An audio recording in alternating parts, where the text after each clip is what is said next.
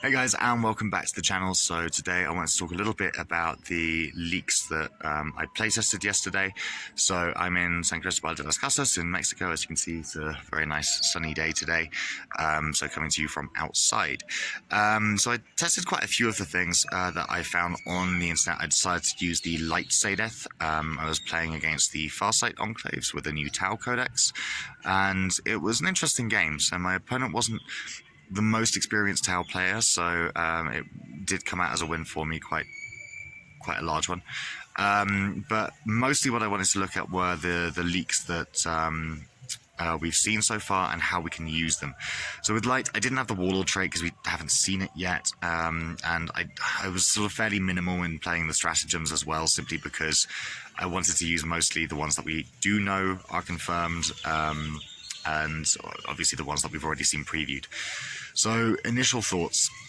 The Light Sadeth is an interesting one.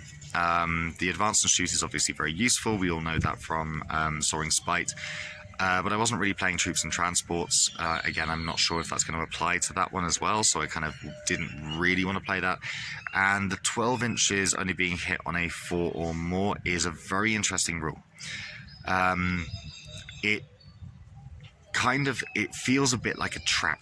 I'm going to say that much, because with a game where you are constantly contesting objectives, particularly playing against someone like Farsight Enclaves who want to be within 12 inches of you, you're constantly trying to remain outside of that field in order to be able to mitigate the damage, but at the same time you want to be fighting over the objective. So I wasn't really sure about this one. I'm not sure whether or not that would be my choice. I think it will be a lot of people's choice, particularly with the new Void Weavers, because they really did do me proud. That new cannon on the prismatic cannon, the focused lance, did a huge amount of damage.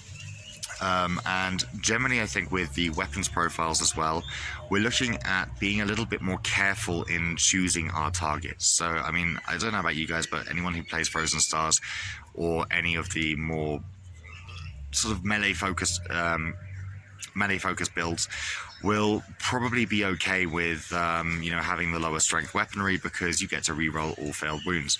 But with the nerf to Choreographer of War, making it only ones, and all of our troops' special weapons capped at 4 in terms of its strength, it would seem that it is a little bit more difficult in terms of choosing exactly who you are going to target. So the general profile itself is pretty good. I have to say I felt that 2 damage and the -2 coming through a lot more, and I didn't miss the +1 strength from the Caress all that much, just because the +1 on the damage was so effective. In terms of the stratagems, though, I think Kiss and Embrace, you need a big unit of troops. You need like 12 troops to make it in any way useful or effective. I mean, I tried it once with a small unit. There's no point. However, the Caress stratagem is incredibly potent. This is really, really good.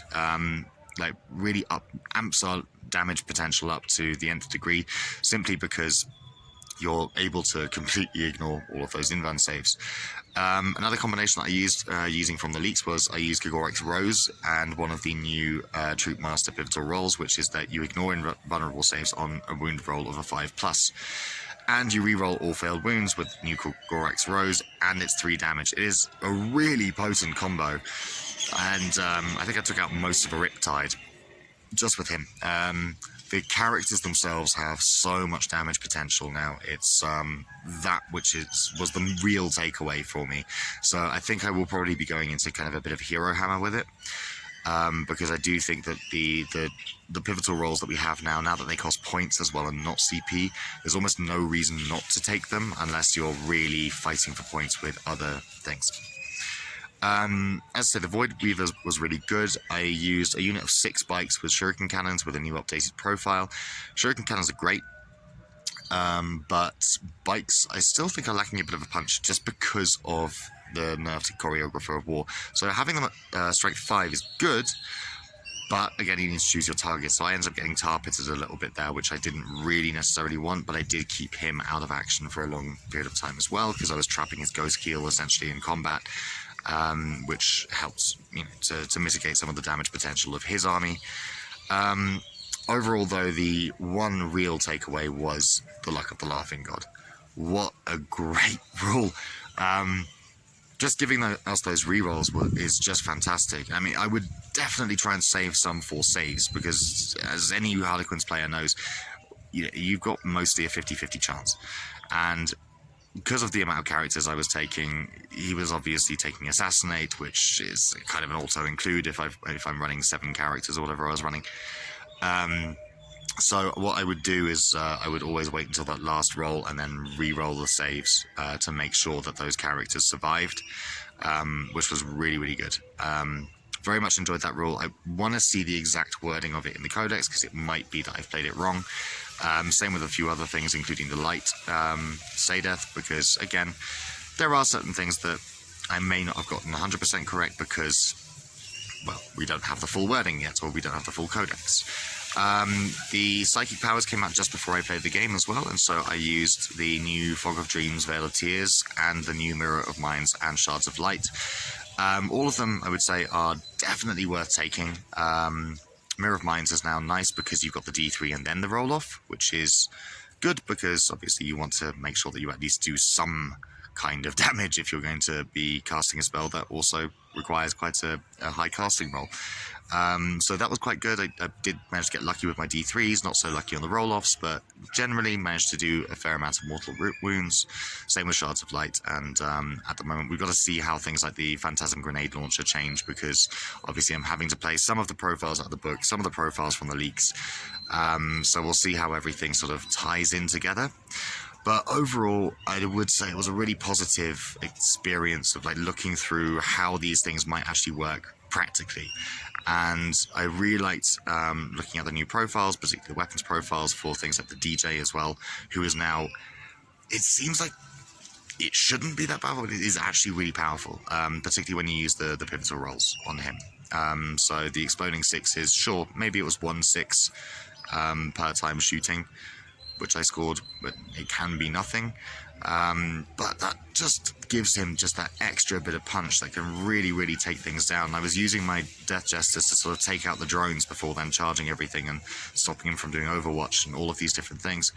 So I think there's a lot to play with and a lot of potential for this codex. Finally now, we also have the announcement that next weekend we are going to have the pre-release for the codex, so I'm really looking forward to going through everything in detail and just pouring over it and making some more content for you guys. But overall, I'm feeling really, really positive about the changes, everything that I've seen so far.